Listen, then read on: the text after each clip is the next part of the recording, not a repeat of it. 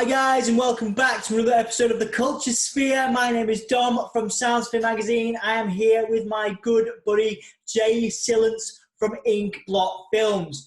We are today dealing with the Candyman versus Beetlejuice, which was something you guys voted for on Twitter, on the Soundsphere magazine Twitter. We are going to do some more of these battles. You can see a couple of ones we've done before on the channel as well, so check them out. Let us know what you think. Let us know if you want a sequel to any of them. We're happy to do that. Obviously, this one, we've had a lot of fun developing the ideas for this. It's going to leave some stuff open-ended. It's going to leave some discussion. So, yeah, let us know what you think, and, yeah, we'll take it away. So, in the mind's eye, take a moment. Imagine a university. Obviously, we're from the UK. We're based in Yorkshire. And that's a very important part of our identity, of Soundsphere's identity and of the Culture Sphere. So we're setting this battle, this epic battle, in a university which may or may not be in Hull, where I am, or York, where Jay is. It might be the north. It might not be the north. Absolutely. It doesn't matter. Anywhere. It's in your mind's eye. It's in your mind's eye. So you tell us where it is. But we'd prefer if it was Yorkshire and British, because that's what our accents are. But anyway, so cut to a bathroom in a university, an undisclosed university in the UK. There are 5 students, all different genders, all different backgrounds. They are all together at a university, which tends to be what happens at university. But everyone's together in the bathroom. They've just been for a wee. They've just been for a poo. They might just be powdering their nose, whatever, right? But they're all at the mirror. They all happen to be stood at the mirror, which is exciting because that's the bit we want to get to. So they're all in the mirror, and they've all been talking about myths and urban legends and things they've seen in movies. Let's get a bit meta. Things they've seen in movies, things they've read in books, comics, whatever. And they're like, what about the Candyman? They're like, whatever, whatever, mate. Take it, make it proper Yorkshire. They're like, no, mate. They're all wearing flat caps. They've all got a little whippet at the side of them. They're all sitting there going like, Bayek. I don't believe in Candyman. Bayek. Talking about, but back Candyman, he's from 90s, isn't he? No one believes in him anymore. Exactly. So they decide, by gum, to test it out. So they're all there, all together, all 5 of them. And they're like, Candyman. It's 5 times, isn't it? Candyman. Right. Wait a second. Nothing happens. And all of a sudden, he appears with his hook and his coat and his bees behind the coat. And there we have the Candyman. He's just sliced through someone as well. That's the reveal. The hook comes through somebody's chest. Oh no. Blood sprays all over the walls, the tiles. Someone goes down, and then Candyman sits there and he wipes off his hook, and he says to them, "What's blood for, if not for shedding?" Absolutely. I see it, man. I see it in my mind's eye. Hopefully, you guys can see it too. But there's more of them. There's like 4 more of them. Right? So they're all frozen in fear, right? They're all panicking. They can't get out the door because obviously Candyman has mystical powers. The door is locked. I think we may be borrowing from the 2020 trailer here. But anyway, so yeah, the door is locked. They can't get out. The 3 of the remaining 4 get sliced. They're all getting sliced, right? They're sliced and diced, right? They're dead, right? Dead. There's one left, pinned against the door that they've been trying to get out of. And the last thing that they can think of, the last thing they can think to say is Beetlejuice, Beetlejuice, Beetlejuice, thrice, 3 times. And then, I like that. So the student calls Beetlejuice thrice. Beetlejuice appears, pops out of thin air, and strikes a pose. Hey man, I'm the ghost in the most, baby.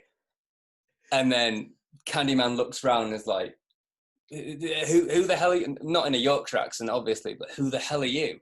I mean, they could be. Yeah, why not? I mean, the legend has... Come ghost with most, baby.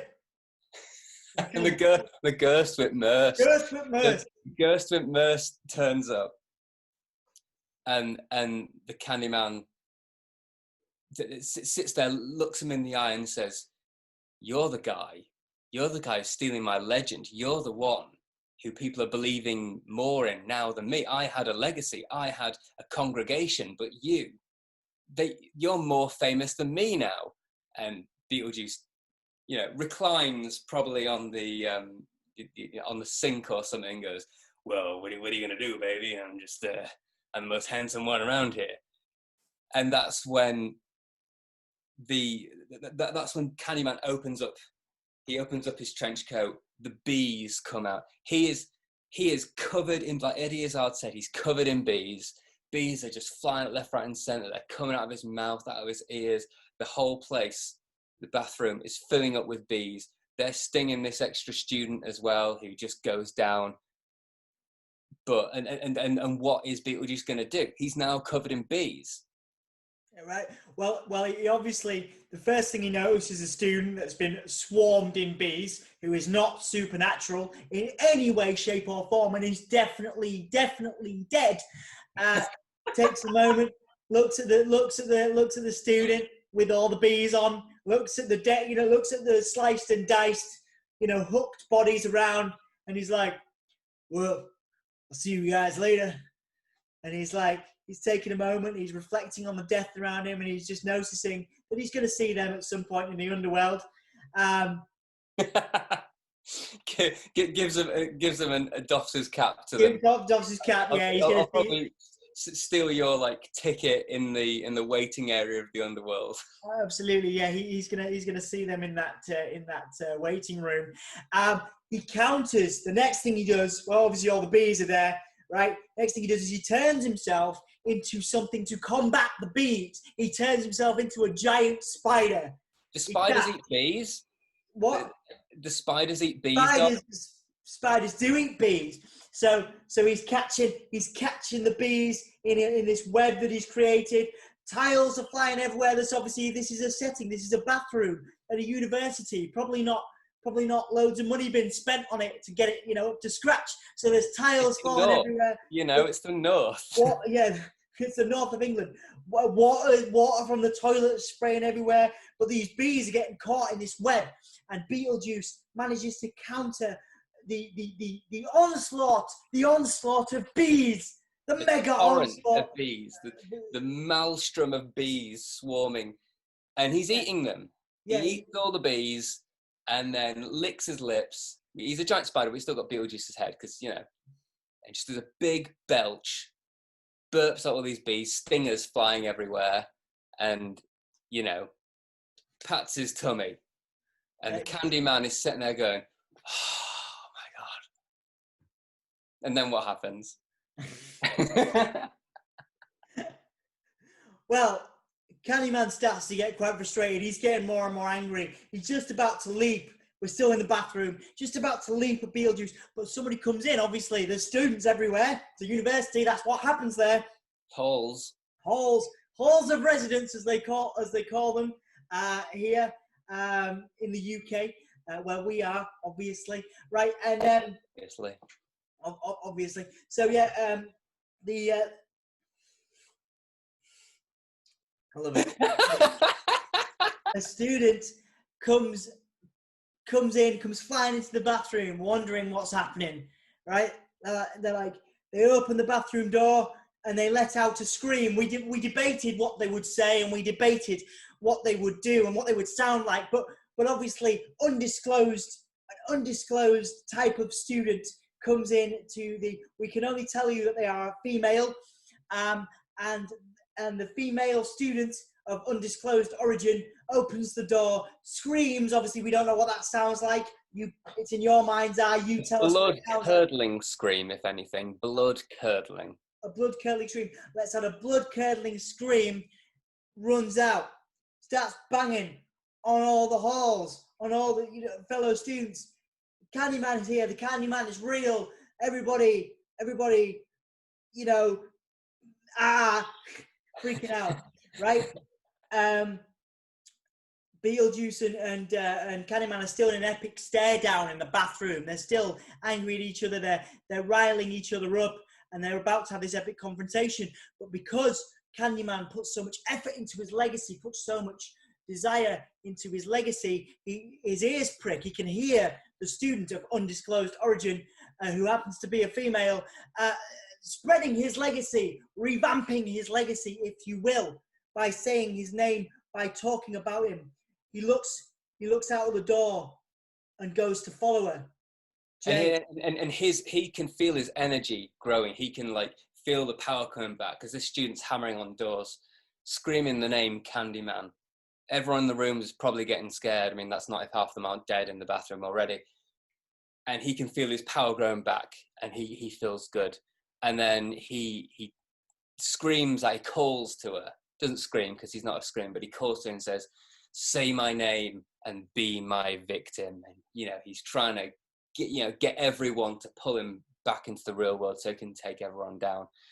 But then the female student running down the halls of residence is stopped as she physically bumps into and almost falls over by Beetlejuice, dressed in wedding attire. He's got his tux, he's got his little flower, and he pops his hands in, and he pulls out a severed finger with a little ring on it, and he goes, "Hey baby, do you want to be my bride? Seriously, she means nothing to me," and chucks the finger away, and she screams. So she turns round, bumps into the Candyman, who's staring her down. She is stuck in halls of residence between Beetlejuice and the Candyman.